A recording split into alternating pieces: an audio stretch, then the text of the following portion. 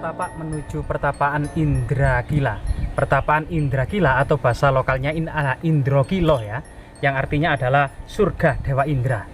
Jadi pertapaan Indragila juga terdapat di dalam kitab kuno Arjuna Wiwaha yang disadur dari Wanaparwa, salah satu episode dalam epik besar Mahabharata.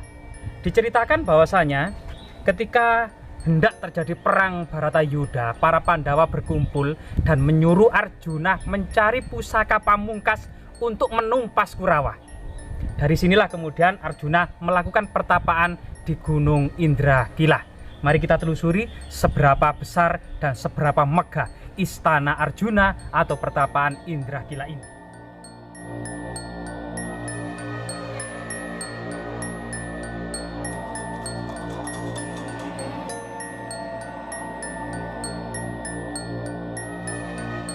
Jadi pertapaan Indragila atau pertapaan Indrokilo itu ya, itu merupakan pertapaan Arjuna dalam epik Mahabharata Wanaparwa.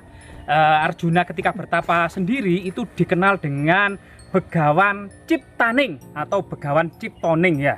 Nah, disinilah kemudian di atas sana itu ada Arjuna Mintaraga, ini karena versi Mataram Islam, jadi Arjuna Wiwaha yang dikarang oleh Empu Kanwah yang digubah dari kitab Wanaparwa kemudian digubah menjadi Arjuna Mintaraga. Ini di atas ini nanti ada pertapaan yang sangat monumental, pertapaan Arjuna. Bahkan konon cerita tutur masyarakat ini ya, 2 kali Bung Karno bertapa di lokasi ini. Mari kita telusuri.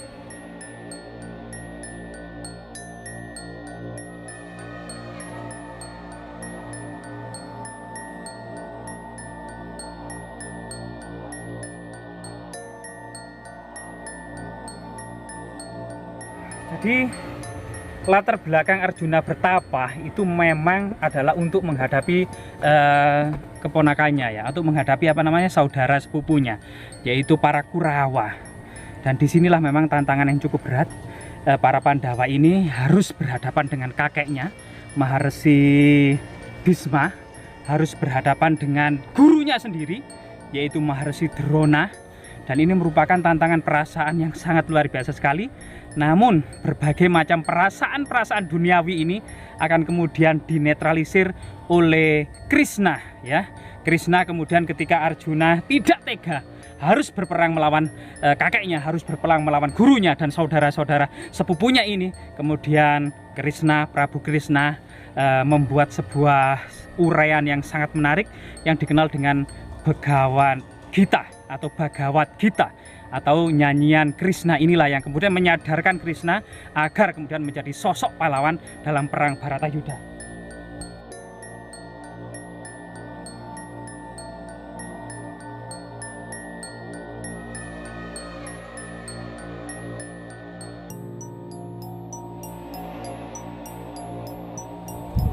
Jadi jika kita lihat lantai ini basah, bukan hujan, melainkan tebalnya lapisan awan atau kabut yang sangat tebal langsung menjadi embun-embun yang membasahi dedaunan dan lantai-lantai yang ada di lokasi ini.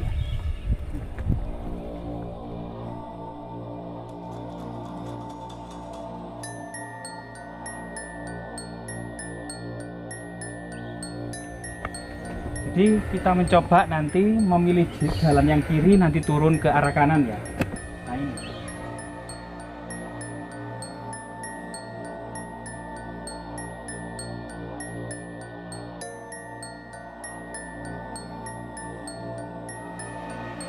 Nah, di lokasi ini memang banyak sekali gubuk-gubuk untuk kelihatannya untuk para peziarah pada masa lalu ya. Untuk kemudian banyak sekali yang menginap melakukan ritual religi di area ini. Dan di sini memang untuk sementara waktu banyak sekali struktur punden berundak-undak. Nah, ini.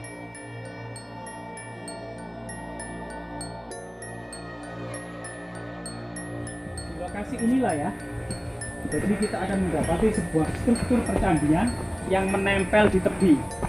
Jadi sebagaimana kemudian arsitektur percandian pada masa kerajaan Majapahit di lereng Gunung Penanggungan. Jadi terdiri dari beberapa candi kecil yang kemudian berbentuk altar ya, seperti altar. Nah, ini adalah altar yang menyerupai nisan atau seperti kubah masjid. Ini adalah altar ya, altar gunungan atau gunungan, simbol dari Prawata Girinata atau dewa gunung ya, atau gunungan, karena gunung pada masa Majapahit itu juga dianggap bersemayamnya para dewa, bersemayamnya arwah-arwah leluhur.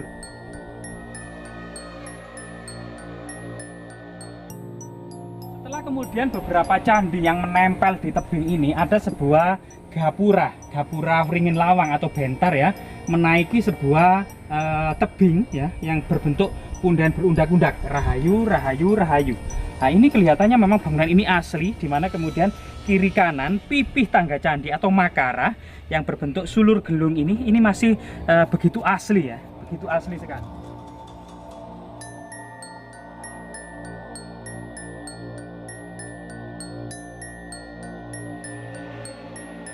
Di lokasi inilah kita akan mendapati situs yang pertama, yaitu Eyang Begawan Mintaragah atau lokal Begawan Mintorogo ya, sebagaimana kemudian karya tulis masa Mataram Islam yang merupakan terjemahan dari Arjuna Wiwaha era kerajaan Kahuripan yang ditulis Empu Kanwah pada tahun 1030 Masehi. Kemudian disadur pada masa Mataram Islam dikenal dengan Serat Arjuna Mintaragah. Nah, sebenarnya epik ini juga disadur oleh Empu Kanwah dari Wana Parwah, bagian dari epik Mahabharata yang berkisah tentang pertapaan Arjuna.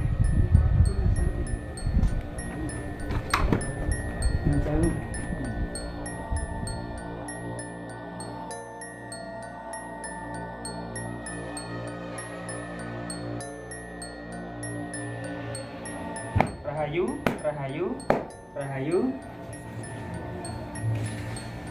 Limbah putranipun sowan.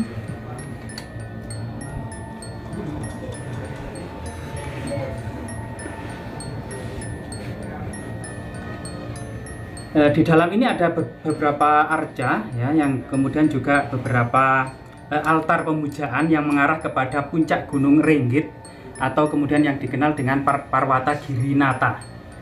Ya, kembali kepada kemudian kisah Arjuna Wiwaha atau Arjuna Mintaraga. Pada waktu itu kemudian karena Arjuna disuruh oleh saudara-saudaranya termasuk Yudhistira untuk mencari senjata pamungkas guna melawan Kurawa, maka Arjuna harus bertapa di Gunung Indrakila. Pada pertapaan di Gunung Indrakila, untuk pertama-tama Arjuna ini digoda oleh 7 bidadari cantik jelita. Tapi Arjuna tidak goyah dalam melakukan pertapaannya.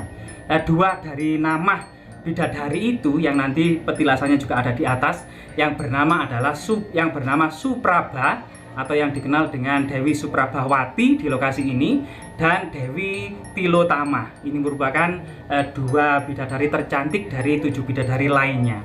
Kemudian setelah itu Arjuna didatangi oleh seorang pendeta tua atau pertapa tua yang melakukan dialog panjang lebar dan sangat mengesankan mengenai agama gitu ya. Ternyata kemudian di akhirnya pertapa tua tadi berubah wujud menjadi Dewa Indra, kemudian pergi. Setelah itu datanglah Celeng Srenggi yang mengamuk, hendak kemudian mengobrak-abrik pertapaan Arjuna. Kemudian Arjuna melesatkan anak panah mengenai kemudian menghujam tubuh Celeng Srenggi dalam waktu yang bersamaan di lubang yang sama, dan 2 anak panah ini menembus daging Celeng Srenggi di tempat yang sama, sehingga kemudian yang satunya ternyata berasal dari seorang pemburu tua. Akhirnya pemburu tua berdebat panjang lebar dengan Arjuna, yang akhirnya ternyata pemburu tua tersebut berubah wujud menjadi Dewa Siwa dan memberikan senjata kepada Arjuna untuk melawan Kurawa yang bernama Pasopati. Tetapi ternyata di kayangan gitu ya, di Indrakila yang asli, di kayangan Dewa Indra itu diobrak-abrik oleh raksasa yang bernama raksasa Niwatakawaca. Nah, raksasa ini tidak mampu diperangi oleh seluruh para dewa, sehingga para dewa yang sakti mandraguna ini harus minta bantuan kepada manusia. Loh, aneh kan ya? Tapi memang ini kisah dalam Wanaparwa atau Arjuna Wiwaha. Sehingga para dewa menaruh perhatian kepada Arjuna untuk membantu. Dan Arjuna untuk membunuh raksasa Niwatakawaca ini sangat mudah sekali. Maka akhirnya Arjuna dapat dinikahkan dengan 7 bidadari. Yang 2 diantaranya adalah Tilotama dan Dewi Suprabhawati. Nah, semoga kemudian bermanfaat dan tetap lestari. Mari kita melanjutkan ke pertapaan yang selanjutnya.